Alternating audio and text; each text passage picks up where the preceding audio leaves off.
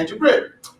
People who say Akufo-Addo won fair and square say that he won because of free SHS and the swiftness with which he responded to the pandemic. And some of the freebies they gave, like the water and all those things they gave, was what drove or was the driving force behind his winning.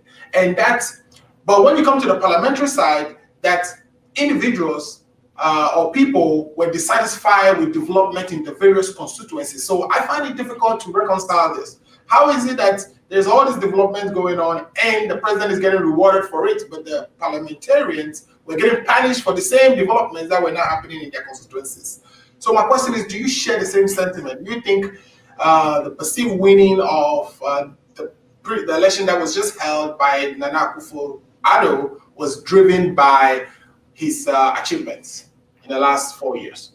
Yeah, so Alfred, if you go on social media right now, one of the trending things just started about 30 minutes ago after the president's speech. He gave a speech not too long ago, is that time for freebies is over. It's over.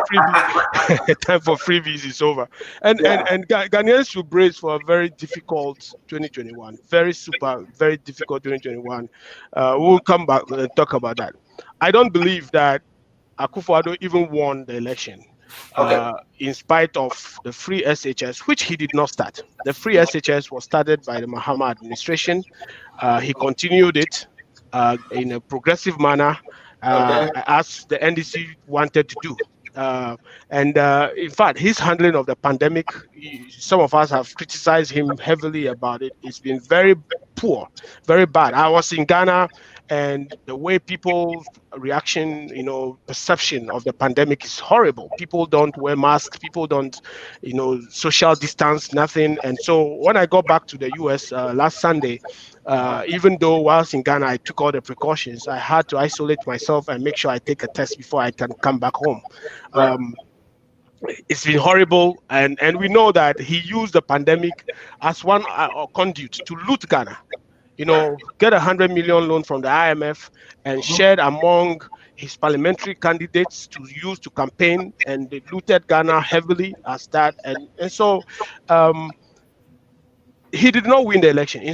That's the reason why, in spite of all the intimidation, all the disenfranchisement of people, during the registration, making sure that people in the NDC strongholds don't get to register to vote and all that, he still lost the election. And in addition to losing, the EC, which he put in place to help him win the election, had to help him massage the figures, massage the numbers, so that he can appear as the winner. And that is going to come out pretty shortly. He did not win the election. This is so bad, right? Especially the president who's supposed to be on top of the chain, the governance chain. Yep. If he's orchestrating all this gotta be bad for our country. So I guess my next question is, what is the way forward? What do we do from now on? What is the NDC going to do? What have you heard?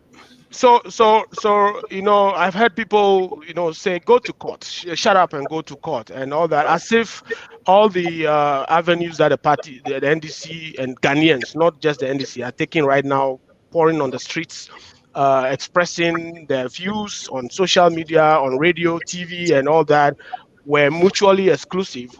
Where like there are things that cannot be done in addition to going to court.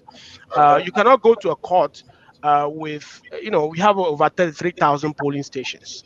And the flag bearer of the NDC has indicated that, yes, he has seen the results of the election.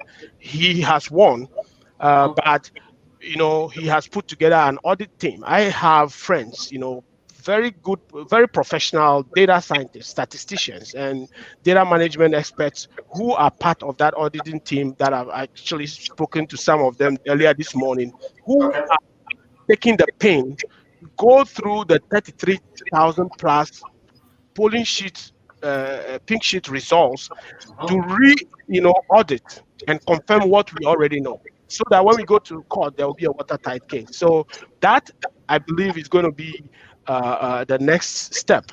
But that shouldn't preclude Ghanaians from going on the street and peacefully demonstrating, because it's a right, it's a legal right to peacefully demonstrate, and the government of Ghana must warn the hooligans who dress in police uniforms. I believe they are not necessarily Ghana police or Ghana army personnel. They are hooligans that have been put into uniform by the MPP and the government to be shooting into these harmless, peaceful protesters. It must stop. Ghana deserves better than what we are seeing. That is the way forward. The way forward is that, look, in other countries, Mr. Nutekpo has mentioned Togo, Gabon, and several countries. When there are election disputes, you know what happens? The opposition leaders go on the street. They don't ask for recollation. They just go on the street and say, hey, we have won the election. You see what Alassane Ouattara has done in Cote d'Ivoire? Right. They just go on the street. Right. But what was the outcome of that? Did that lead to... In some cases, it plunges the country into civil war. Okay. In some cases, international organizations come and say, let's do power sharing. We've seen power sharing in Kenya, in Zimbabwe, and other places as a result of all that. But John Mahama, being a consummate Democrat, is not asking for any of this. He's just asking, okay, you said you have won the election. These are the results. Let's recollate the results. Let's audit the results. Take the 33,000 plus polling station results. Let's get an independent audit firm to take each one, add the numbers, do the real mathematics that the EC is unable to do.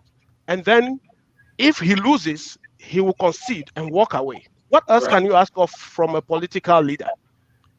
He has shown the way. He has demonstrated a lot of peacefulness, all over the years, and he still continues to do that. He's calling on the party supporters here, please demonstrate, but do it reasonably, do it peacefully.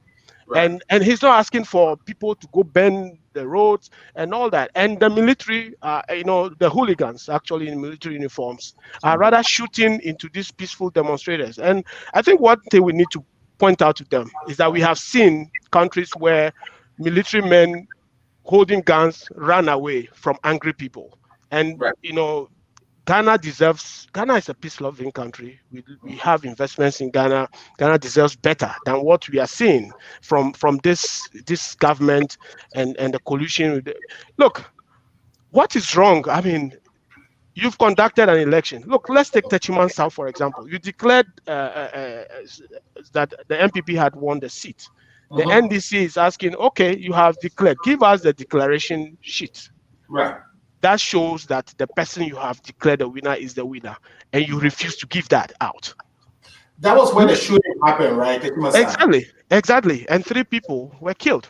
Okay, so there is a substantive IGP in this country, right?